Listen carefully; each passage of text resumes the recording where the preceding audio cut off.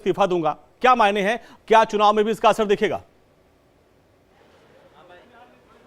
Doctor Sunil Kaushik, Sunil ji आवाज मिल रही है आपको? चलिए, लग रहा है सुनील जी को आवाज नहीं। संजीव कौशिक जी आपसे, जी डॉक्टर साहब, सुनील जी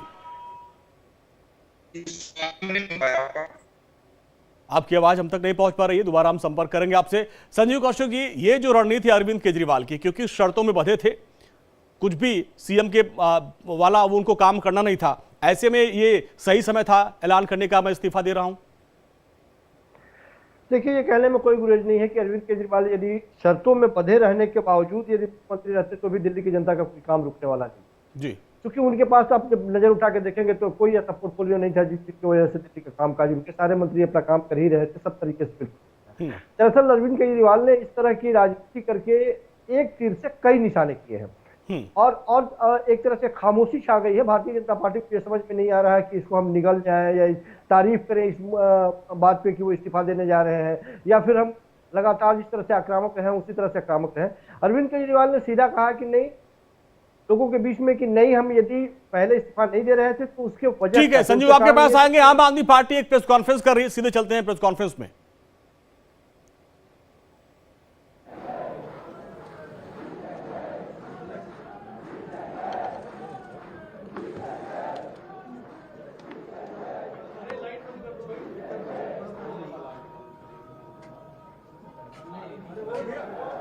तो आप देखिए, सियासत इस पे जोरों पर है और आम आदमी पार्टी उत्साहित भी है। अब देखिए, प्रेस कॉन्फ्रेंस होने वाली है, अब चेहरा कौन होगा इसको लेकर अब सस्पेंस बना हुआ है। देखिए अब क्या उस पर पर्दा हटता है। हेलो, तो सवाल कब नहीं लिए हमने आपके, बताओ? पीसी में लेंगे।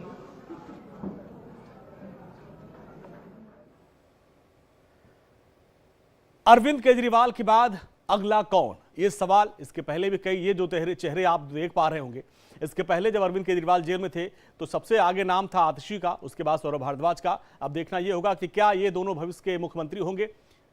विधायक दल की बैठक के बाद यह फैसला होगा, लेकिन अभी सुनते हैं उनकी क्या रणनीति है।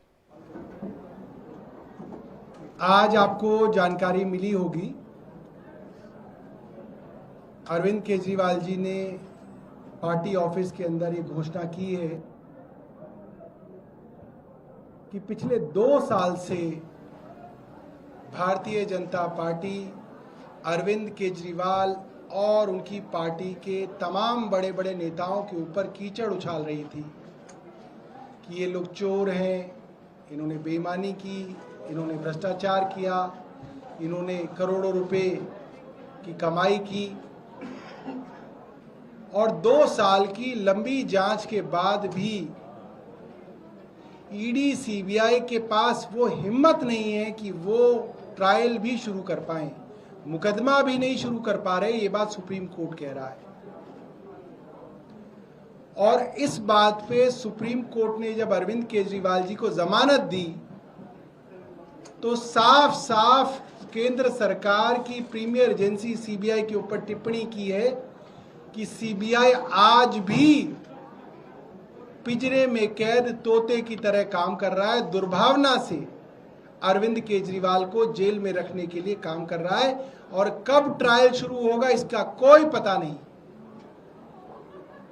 तो अरविंद केजरीवाल जी ने कहा है कि देश की सबसे बड़ी अदालत ने तो मुझे जमानत दे के राहत दी है, मगर जो जनता की अदालत है,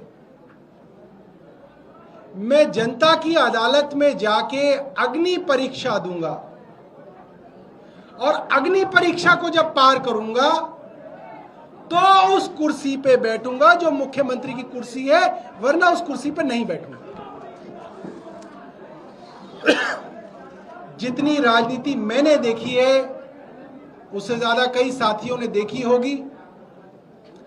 पूरी दुनिया के इतिहास में इकलौता ऐसा मुख्यमंत्री है जो अपनी मुख्यमंत्री की कुर्सी पे इस्तीफा देके कह रहा है कि अगर मैं ईमानदार हूं तो मुझे वोट देना, वरना मुझे वोट मत देना। ये बहुत बड़ी बात है। जनता की अदालत में जाके कह रहे हैं कि मैं आपका मुख्यमंत्री अग्नि परीक्षा देने आया हूं, 2 साल से मेरे ऊपर कीचड़ उछाली जा रही है, आरोप लगाए जा रहे हैं, नैरेटिव चलाया जा रहा है, और वो आदमी रिस्क ले रहा है इतनी बड़ी चीज का, अपने पूरे करियर का रिस्क ले रहा है वो आदमी, और कह रहा है इतनी कीचड़ उछालने के बावजूद, इतनी विपरीत परिस्थितियों के बावजूद, जब पार्टी को उसके ऑफिस से निकाल दिया हो, पार्टी के तमाम नेताओं को गिरफ्तार किया गया हो, पार्टी के पास पैसा ना हो, ऐसे में अरविंद केजरीवाल कह रहे हैं मैं जनता के बीच जाके कहूंगा कि अगर मैं ईमानदार हूं तो मुझे वापस मुख्यमंत्री की कुर्सी पे बिठाइएगा, वरना मत बिठाइएगा। भारतीय राजनीति के अंदर ऐसी नैतिकता, ऐसी शुचिता देखने में नहीं मिलती, जहां आज भारतीय राजनीति एक कीचड़ के समान हो गई है। ये इकलौते अरविंद केजरीवाल हैं। अरविंद केजरीवाल कहते हैं कि तमाम आरोपों के बावजूद, कीचड़ उछालने के बावजूद, एक चीज भी अब तक अदालत के अंदर साबित नहीं हुई, एक आरोप भी। मैं बहुत गंभीरता से ऐतराज दर्ज करता हूं। सुधांशु त्रिवेदी पढ़े लिखे व्यक्ति हैं, सजा याफ्ता शब्द का इस्तेमाल उन्होंने जो अरविंद केजरीवाल जी के लिए किया है, उसका मैं घोर ऐतराज करता हूं। उनको इतनी समझ कानून की होनी चाहिए, इतने पढ़े लिखे वो होने चाहिए। वो एक मेंबर ऑफ पार्लियामेंट हैं। सजा याफ्ता का मतलब कन्विक्टेड होता है। अरविंद केजरीवाल की ट्रायल भी अभी तक शुरू नहीं हुई, आपने सजा याफ्ता डिक्लेयर कर दिया। इलाज कराएं सुधांशु त्रिवेदी अपना, वरना इलाज हम करना जानते हैं। उनको मैं चेतावनी दे रहा हूं, अपनी जुबान संभाल के बात करा करें। अरविंद केजरीवाल जी ने ये रिस्क आज लिया है और जनता की अदालत के बीच में जाएंगे, और जनता जो कहेगी उसके हिसाब से कुर्सी पे बैठेंगे, वरना कुर्सी पे नहीं बैठेंगे। अब आतिशी अपनी बात रखेंगे।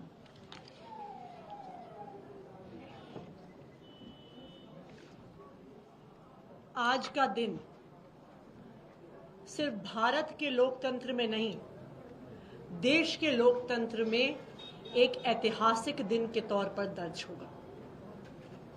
भारत की राजनीति में, इस देश की राजनीति में, पूरी दुनिया भर की राजनीति में पॉलिटिकल पार्टी के नेताओं को शक की निगाह से देखा जाता है कि इन्होंने कोई ना कोई भ्रष्टाचार तो जरूर किया होगा। भारत के इतिहास में कोई एक नेता ऐसा नहीं रहा होगा, देश के इतिहास में कोई ऐसा नेता नहीं रहा होगा, दुनिया के इतिहास में कोई ऐसा नेता नहीं रहा होगा जिसने इतनी हिम्मत दिखाई हो और जनता के बीच में जाके कहा हो कि अगर आपको लगता है मैं ईमानदार हूं तो मुझे वोट देना, अगर आपको लगता है मैं ईमानदार नहीं हूं तो मुझे वोट मत देना। अरविंद केजरीवाल जी की इस घोषणा को समझने के लिए अरविंद केजरीवाल द पर्सन, अरविंद केजरीवाल जो व्यक्ति हैं उनको समझना पड़ेगा। अरविंद केजरीवाल जी वो व्यक्ति हैं जिन्होंने IRS की नौकरी, इनकम टैक्स कमिश्नर की नौकरी, जिसको पाने के लिए लोग कुछ भी कर देते हैं, जिसको पाने के बाद 10 पुश्तों लायक पैसा कमा लेते हैं लोग, उस नौकरी को लात मारकर दिल्ली की झुग्गियों में काम किया। ये आदमी है अरविंद केजरीवाल जी। अरविंद केजरीवाल जी वो आदमी है जिन्होंने जीरो से एक पॉलिटिकल पार्टी को खड़ा किया, भ्रष्टाचार के विरोध में खड़ा किया, और जब एक नई नवेली पार्टी चुनाव जीती और वो दिल्ली के मुख्यमंत्री बने, उन्होंने मुख्यमंत्री पद से सिर्फ इसलिए इस्तीफा दे दिया क्योंकि वो भ्रष्टाचार के खिलाफ कानून नहीं ला पाए जो वादा करके आए थे वो दिल्ली के लोगों का। अगर अरविंद केजरीवाल जी एक चीज है जो बर्दाश्त नहीं कर सकते हैं, वो है भ्रष्टाचार, वो है बेईमानी, वो है जनता के पैसे को अपनी जेब में डालना।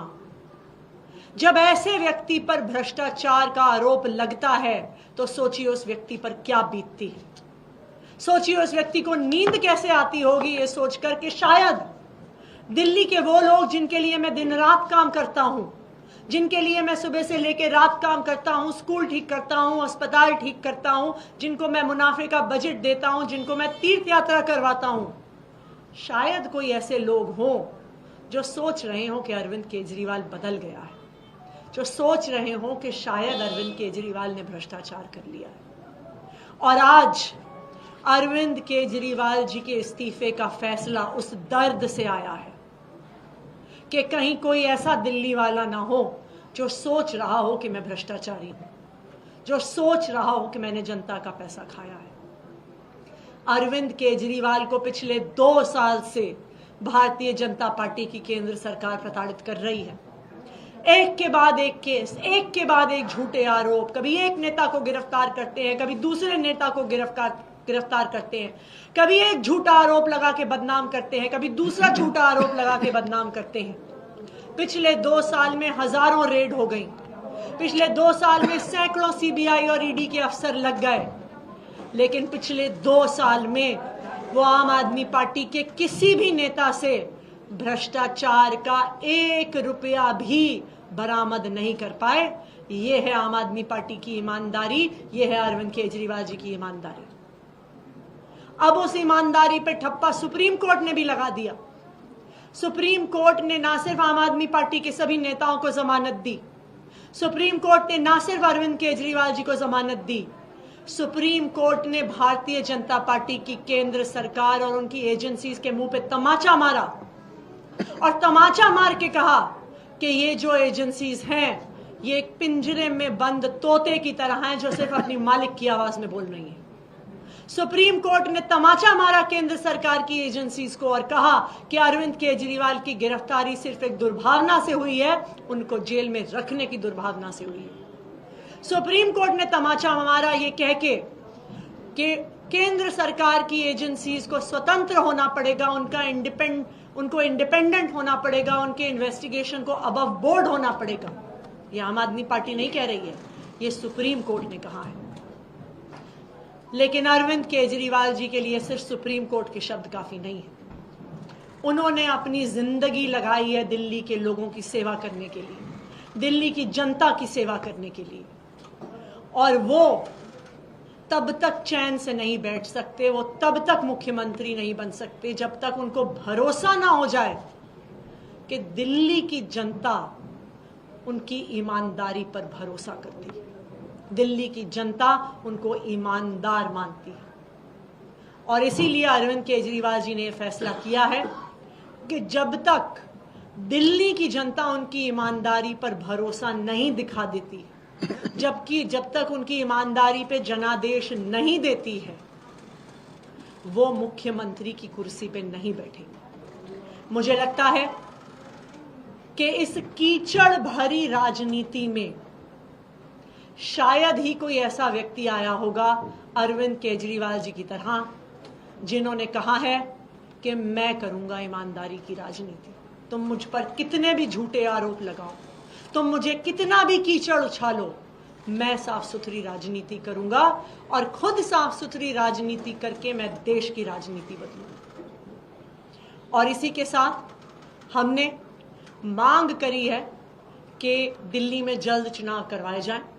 नवंबर में महाराष्ट्र में चुनाव होने हैं, उसी के साथ साथ दिल्ली में भी चुनाव करवाए जाएं और इस चुनाव में दिल्ली की जनता अपना जनादेश देगी, अपने बेटे, अपने भाई अरविंद केजरीवाल पर जनादेश देगी, उनकी ईमानदारी पे जनादेश देगी, जो उनका अरविंद केजरीवाल जी पर भरोसा है उसका जनादेश देगी। तो हम ये चाहते हैं कि दिल्ली में जल्द से जल्द चुनाव करवाए जाएं, कि दिल्ली की जनता भी अरविंद केजरीवाल जी की ईमानदारी पर अपना जनादेश दे सके। हाँ जी। ये क्लियर कर दीजिए कि अरविंद जी जब जनता के बीच में जाएंगे तो कोई लोकेशन आइडेंटिफाई है कि कहाँ जाएंगे, फिर उनसे बात करेंगे। अरविंद केजरीवाल जी पूरी दिल्ली में जाएंगे और दिल्ली के लोगों से संवाद करेंगे। सवाल है बीजेपी के हवाले से, ये नेचुरली सवाल उठ रहे हैं कि पहला वो ये कह रहे हैं कि आप लोग असेंबली डिसॉल्व क्यों नहीं कर देते हैं अगर आपको अगली चुनाव चाहिए? और दूसरा ये भी सवाल उठाया जा रहा है कि क्या मुख्यमंत्री अपना आवास खाली करेंगे अगर वो पद से उतर रहे हैं तो? देखिए, सबसे पहली बात यह है कि दिल्ली में चुनाव आज के दिन करवाने के लिए असेंबली डिसॉल्व करने की जरूरत नहीं है। जब किसी भी विधानसभा का 6 महीने से कम का टेन्योर रहता है तो केंद्र सरकार और चुनाव आयोग कभी भी चुनाव करवा सकती है। इसलिए दिल्ली में चुनाव करवाने के लिए यहाँ पे दिल्ली की असेंबली भंग करने की कोई भी जरूरत नहीं। बीजेपी ये कह रही है कि जो हमने कहा था वही हुआ है, मुख्यमंत्री ने इस्तीफा दे दिया। जो हम दूसरी बात कह रहे हैं कि सुनीता केजरीवाल को मुख्यमंत्री बना दिया जाएगा, ये भी आपको जल्द सामने नजर आएगा। नहीं, आप बता दो। देखिए, भारतीय जनता पार्टी वाले परेशान हैं। वो एक्चुअली 2 साल से परेशान है। वो परेशान तब से हैं जब से उन्होंने आम आदमी पार्टी को तोड़ने की कोशिश करी, विधायकों को डराने धमकाने की कोशिश करी, करोड़ों रुपए की ऑफर देने की कोशिश करी, लेकिन दिल्ली की सरकार नहीं गिरा पाए। वो परेशान तब से हैं जब से उन्होंने आम आदमी पार्टी के नेताओं के घर पे रेड करनी शुरू करी। कभी घर पे रेड करी, कभी ऑफिस पे रेड करी, कभी लॉकर में रेड करी, कभी पैतृक गांव में रेड करी। अब इतनी रेड करने के बाद भी उन्हें एक चवन्नी की भी रिकवरी नहीं हुई, तो वो तब से परेशान है। फिर वो इस बात से परेशान है कि उन्होंने भारतीय जनता पार्टी और उनकी एजेंसीज ने आम आदमी पार्टी के सभी नेताओं को जेल में डाल दिया। अब बाकी पार्टियों में तो जेल का नाम लेते ही लोग कूद कूद के उनकी पार्टी में चले जाते हैं, और आम आदमी पार्टी के ऐसे नेता हैं जो 2 साल तक जेल में रहे लेकिन अरविंद केजरीवाल और आम आदमी पार्टी का साथ नहीं छोड़ा। ये इकलौती ऐसी पार्टी है जो टूटी नहीं, जो दबी नहीं, जो चुप नहीं हुई।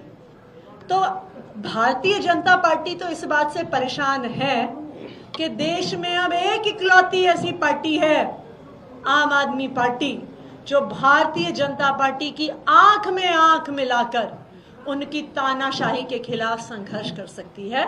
इसलिए भारतीय जनता पार्टी परेशान है, कुछ ना कुछ तो कहेंगे ही।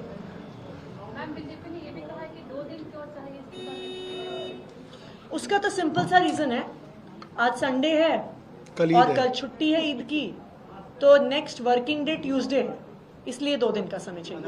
जनता, क्योंकि आप लोग सारे काम जनता से पूछ के करते हैं, जनता ही जानना चाह रही है आपकी मुख्यमंत्री दिल्ली का कौन होगा, क्योंकि आपने कहा था आपके बेटे अरविंद केजरीवाल आएंगे, वो काम कराएंगे, लेकिन अब अरविंद केजरीवाल इस्तीफा दे दिया है, तो दिल्ली का काम कौन कराएगा? फिर आप दोनों में से कोई एक कराएगा क्या?